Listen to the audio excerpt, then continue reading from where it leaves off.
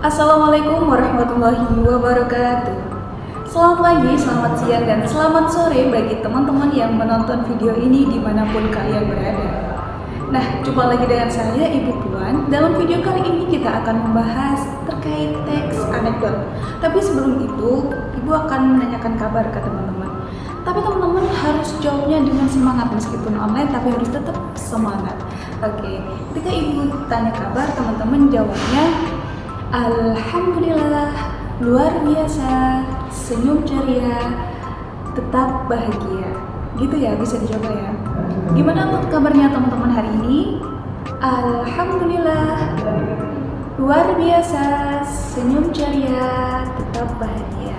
Masya Allah, luar biasa. Nah, untuk ganti presensi hari ini, Ibu meminta teman-teman jika sudah melihat video ini, teman-teman silahkan menuliskan nama dan nomor absen di kolom komentar. Itu pertanda teman-teman sudah mengikuti pembelajaran di hari ini. Oke, lanjut teman-teman, kita akan membahas terkait teks anekdot. Di pertemuan kemarin kita sudah membahas terkait apa sih teks anekdot itu. Nah, di video ini Ibu akan membahas terkait struktur teks anekdot dan kaidah kebahasaan teks anekdot. Dalam video ini, Ibu akan membahas KD 3.6, yaitu menganalisis struktur dan ciri kebahasaan dari teks anekdot. Tujuannya nanti teman-teman harus bisa mengidentifikasi struktur teks anekdot dan menemukan ciri kebahasaan dari teks anekdot. Sebelum kita masuk ke struktur dan kaidah kebahasaan di teks anekdot, Ibu akan membahas sedikit apa sih teks anekdot itu. Teks anekdot itu adalah teks sederhana ya, karena teksnya itu juga pendek. Nah, apa sih dalamnya teks anekdot itu? Teks anekdot berisi tentang kritik terhadap masalah atau tokoh tertentu ya teman-teman, dan bersifat humor agar kritik yang disampaikan itu tidak menyakiti, tapi padahal juga menyakiti. Tapi dalam teks anekdot itu kita menyampaikan kritik secara halus. Begitu teman-teman. Nah, selanjutnya kita akan membahas terkait struktur yang ada di teks anekdot. Apa saja sih struktur yang ada di teks anekdot itu? Nah, yang pertama ada abstraksi. Yang kedua ada orientasi. Yang ketiga ada krisis atau komplikasi.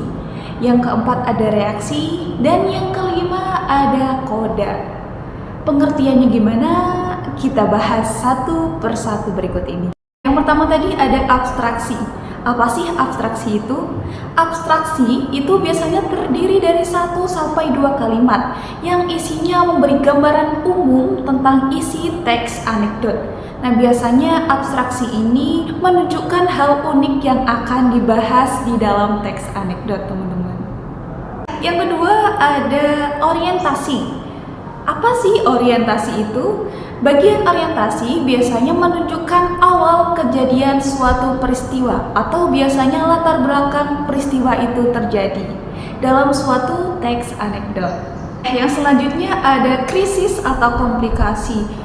Apa sih krisis atau komplikasi itu? Krisis atau komplikasi itu adalah puncak suatu masalah, teman-teman. Jadi dalam paragraf ini nanti dijelaskan terkait terjadinya suatu masalah dalam teks anekdot, biasanya bersifat unik, sindiran-sindiran, dan lain-lain.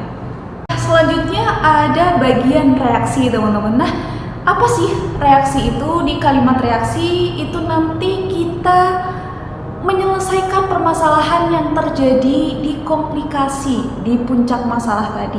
Jadi di kalimat reaksi ini nanti berisi tentang penyelesaian masalah yang terjadi di komplikasi. Bagian terakhir ada yang namanya koda, teman-teman. Koda itu merupakan kesimpulan dari keseluruhan teks anekdot. Jadi di koda nanti berisi tentang kalimat kesimpulan dari teks anekdot yang teman-teman buat. Nah, selanjutnya kita akan membahas terkait kaidah kebahasaan di teks anekdot. Tapi sebelumnya teman-teman udah paham kan apa itu kaidah kebahasaan? Jadi, kaidah kebahasaan adalah ciri-ciri suatu teks yang digunakan dalam paragraf teks gitu ya teman-teman. Apa saja sih ciri kebahasaan yang ada di teks anekdot? Nah, di teks anekdot biasanya menggunakan konjungsi waktu, kalimat seru, kalimat imperatif, kalimat sindiran, kalimat retoris, dan verba aksi teman-teman. Kita bahas di next. Yang pertama tadi ada konjungsi waktu.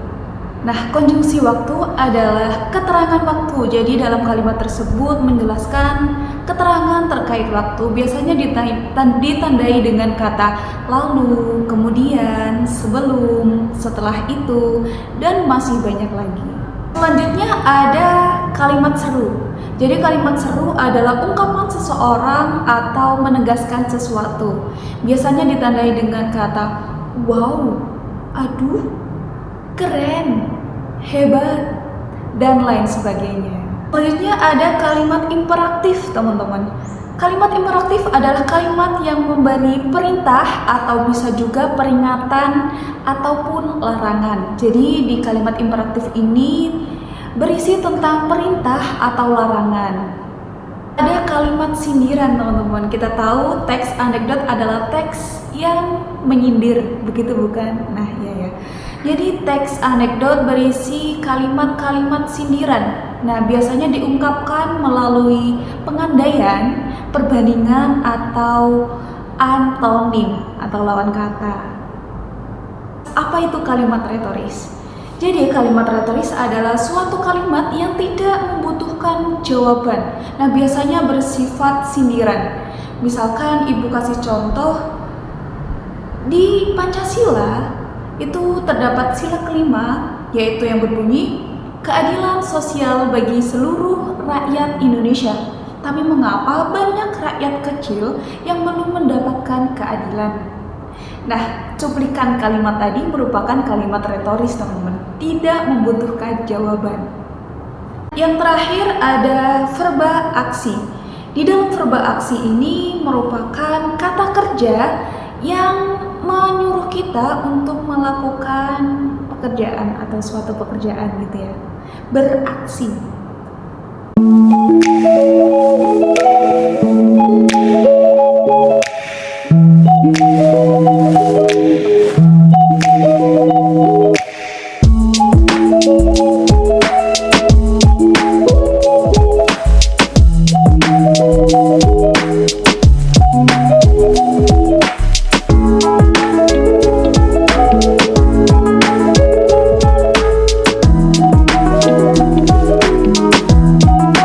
Nah, itu tadi adalah contoh dari teks anekdot ya teman-teman. Mungkin demikian pembelajaran video pada hari ini.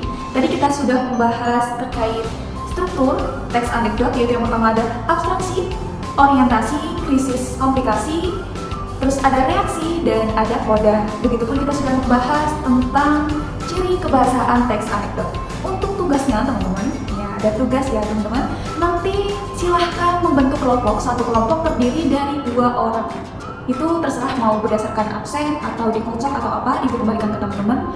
Nanti teman-teman tugasnya membuat teks anekdot beserta video. Jadi teman-teman setelah membuat teks anekdot, nanti teman-teman mempraktikkan. Nah, video ini nanti bisa dikirim melalui Google Classroom gitu ya, dengan memperhatikan struktur dan kaidah kebahasaan yang sudah kita bahas tadi. Mungkin cukup sekian dari ibu. Apabila ada salah kata, ibu mohon maaf. Dimanapun teman-teman berada, tetap jaga kesehatan. Semoga teman-teman selalu bahagia. Mungkin itu saja. Sekian dari ibu. Wassalamualaikum warahmatullahi wabarakatuh.